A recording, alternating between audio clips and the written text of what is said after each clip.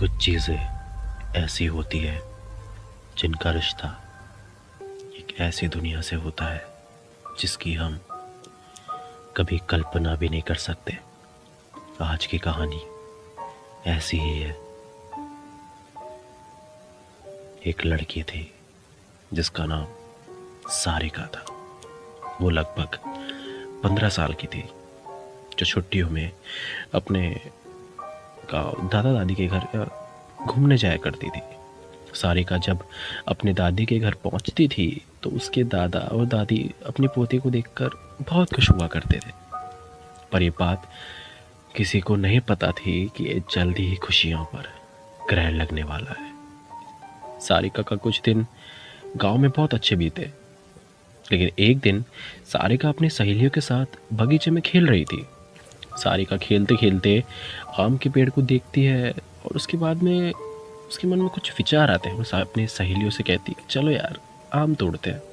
सारिका ढेले से आम तोड़ने की कोशिश करती है और उसका आम पर एक निशाना लग भी जाता है, जिससे आम गिर जाता है और वो गिरते ही थोड़ी दूर मिट्टी में दबे एक पोटली के पास चला जाता है। सारिका आम लेने वहाँ पहुँचती है तो उसे पोटली का थोड़ा हिस्सा दिखाई देता है। वो सोचती है कि ये क्या चीज़ है। ये सोचकर वो पोटली को बाहर निकाल लेती है। उस पोटली को खोलकर देखती है तो उसमें उसे 2 कंगन मिलते हैं, जो बहुत ही पुराने दिख रहे थे। सारिका को ये पता भी नहीं था कि ये कंगन उसकी ज़िंदगी का एक भयानक हिस्सा बनने वाले हैं। वो कंगन उसे अपनी ओर आकर्षित कर लेते हैं, जिसकी वजह से उस कंगन को वो घर लेकर चली जाती है। घर आकर वो ये सारी बातें अपनी दादी को बताती है और कंगन दिखाती है।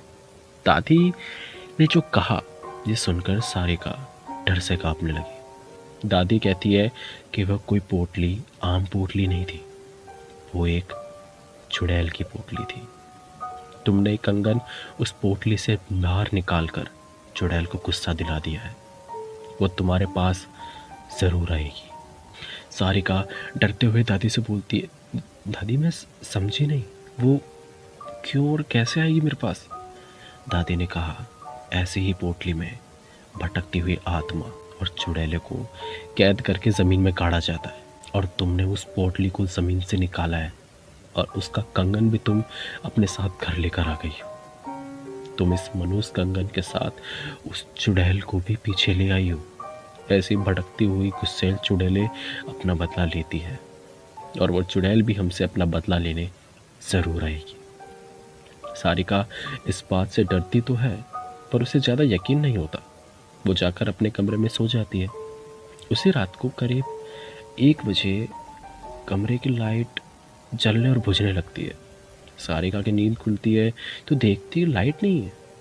वो अपने बिस्तर के बगल पे रखे टेबल पर पानी पीने के लिए मुड़ती है, तभी देखती है कि टेबल के पीछे कोने में कोई औरत बैठी है, जिसकी आंखें एकदम लाल थी और एकटक उसे देखे जा रही थी। सारिका चिल्लाते हुए अपनी दादी के पास जाती है, पर दादी के कमरे में दादी नजर नहीं आती। वो बरामदे में जाती है तो दादी ज़मीन पर गिरी मिलती है। सारिका अपने दादा को खोजने लगती है, पर उसे दादा भी कहीं नजर नहीं आते। जब वो पूरे घर में अंधेरे में खुद को अकेला पाती है तो डर के मारे बेहोश हो जाती है। जब सुबह उसकी नींद खुलती है तो उसे अपने दादा दादी दिखाई देते हैं। वो अपने दादी को सारी कहानी बताती है तो वो अपनी दादी को सारी कहानी बीती रात की बताती है।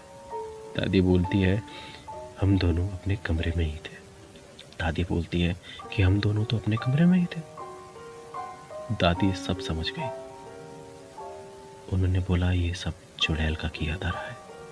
वो कंगन उस पोटली में वापस रखना होगा, वरना वो यहाँ से नहीं जाएगी। सारिका बोलती है, चलो ना दादी कंगन रखाते हैं। दादी बोलती, नहीं, उस चुड़ैल से पीछा छुड़ाना है तो तुम्हें अकेले ही वो रात में जाकर उस कंगन को वहाँ रखना होगा, क्योंकि वो तुम्हारे पीछे है। सारिका हिम्मत करके कहती है, ठीक है मैं जाऊँगी। दादी ने बोला, ये चुड़ैल इतनी आसानी से नहीं करने देगी। इसलिए दादी ने उसे रात में जाने से पहले मंत्रों से युक्त ताबीज़ उसके हाथ पर बांध दिया। अब सारिका रात होने के बाद अकेले बगीचे की तरफ निकलती है। थोड़ी देर बाद उसे किसी रोने की आवाज़ सुनाई देती है, पर दादी ने कहा था वो चुड़ैल तुम्हें अपनी ओर आकर्षित करेगी, तुम उसकी तरफ ध्यान मत देना वरना वो तुम्हें अपने कब्जे में कर लेगी। एक बार उसने तुम्हें अपने कब्जे में कर लिया तो कोई कुछ नहीं कर पाएगा, वो तुम्हें मार भी सकती है। सारिका इस बात का ध्यान रखते हुए ईयरफोन लगा लेती है और गाना सुनते हुए आगे बढ़ने लगती है। तभी कुछ दूर जाने के बाद उसका मोबाइल भी काम करना बंद कर देता है। फिर भी वो चलती रहती है। उस पोटली के पास पहुंच जाती है। तभी उसे महसूस होता है कि उसके पीछे कोई खड़ा है। पर दादी ने कहा था कि उसकी तरफ देखना मत, तो वो ऐसा ही करती है और डर की वजह से पसीने में पूरी भीग जाती है। फिर वो हिम्मत करते हुए उस पोटली को खोलकर उसमें कंगन ज़मीन पे रखती है और ज़मीन में गाड़ देती है और आंख बंद करके बहुत तेज़ी से वहाँ से भागती है, सीधे घर आकर रुकती है। चुड़ैल से तो उसका पीछा छूट जाता है, पर वो इतनी डर जाती है कि दूसरे दिन वापस अपने शहर मम्मी पापा के पास चली आती है। सारिका की ज़िंदगी का वो खौफनाक किस्सा जिससे वो आज भी सोचने पर डर जाती है। ऐसी ही कुछ चीज़ें होती है दोस्तों, जिसका कनेक्शन हमारी दुनिया से ना होकर किसी और ही दुनिया में होता है।